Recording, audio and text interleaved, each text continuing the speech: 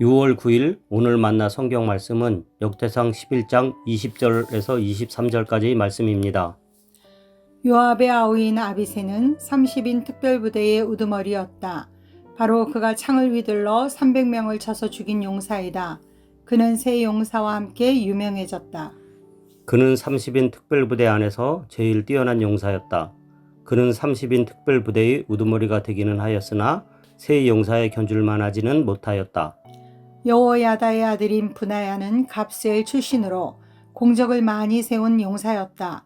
바로 그가 사자처럼 기운이 센 모압의 장수 아리엘의 아들 둘을 쳐 죽였고 또 눈이 내리는 어느 날 구덩이에 내려가서 거기에 빠진 사자를 때려 죽였다.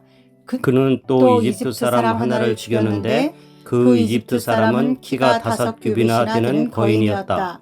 그 이집트 사람은 배틀다리 같은 굵은 창을 들고 있었으나 브나야는 막대기 하나만을 가지고 그에게 덤벼 오히려 그 이집트 사람의 손에서 창을 빼앗아 그 창으로 그를 죽였다. 아멘. 오늘 만나로 만나주실 하나님을 기대합니다. 오늘 우리가 함께 나눌 말씀은 역대상 11장 20절부터 23절까지입니다. 이 본문은 다윗 왕 시대의 용사들, 그 중에서도 특별히 뛰어난 자들에 대한 기록입니다. 마치 사극의 한 장면을 보는 듯 눈앞에 전장의 한복판이 펼쳐지는 듯한 이야기지만 이 이야기 속에는 단지 무용담을 넘어선 우리 삶을 비추는 믿음의 거울이 담겨 있습니다. 본문은 요압의 아우 아비새의 이야기로 시작합니다. 그는 30인 부대의 우두머리였습니다. 창 하나로 300명을 죽일 만큼의 용맹을 가진 사람입니다. 그러나 성경은 그를 3명의 최고 용사에는 미치지 못하였다고 평가합니다.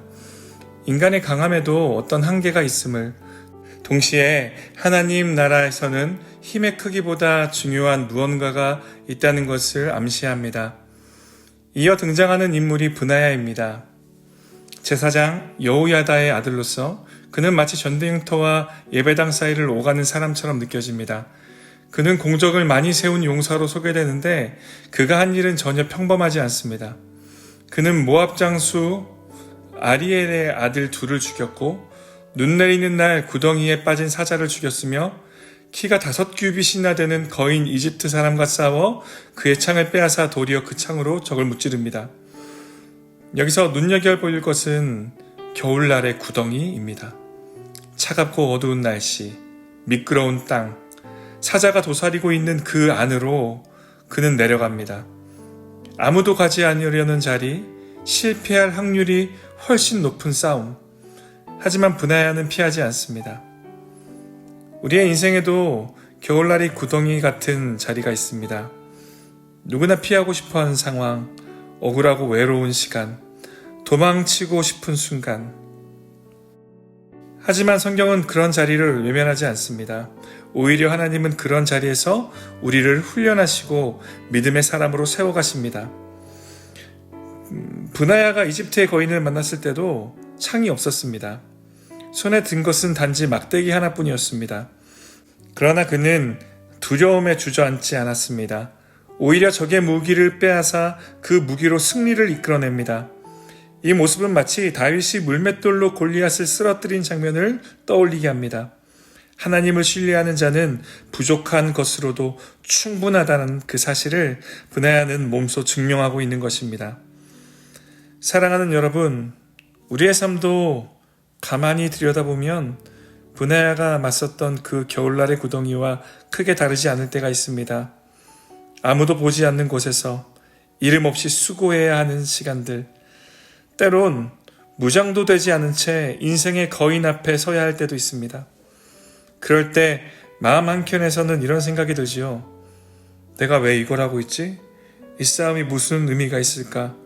과연 이길 수 있긴 할까? 그런데요, 오늘 말씀을 통해 우리는 분명히 알게 됩니다. 하나님은 그 모든 장면을 기억하십니다.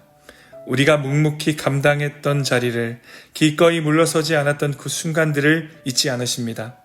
성경 속 브나야의 이야기처럼 우리의 충성과 헌신도 하나님 나라의 역사 속에 조용히 그러나 깊이 새겨지게 될 것입니다. 하나님은 조건이 완벽한 사람보다 지금 이 자리에서 자신에게 맡겨진 일을 끝까지 책임지는 사람을 기뻐하십니다.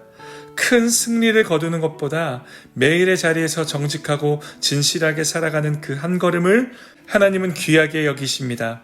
그러니 낙심하지 마십시오.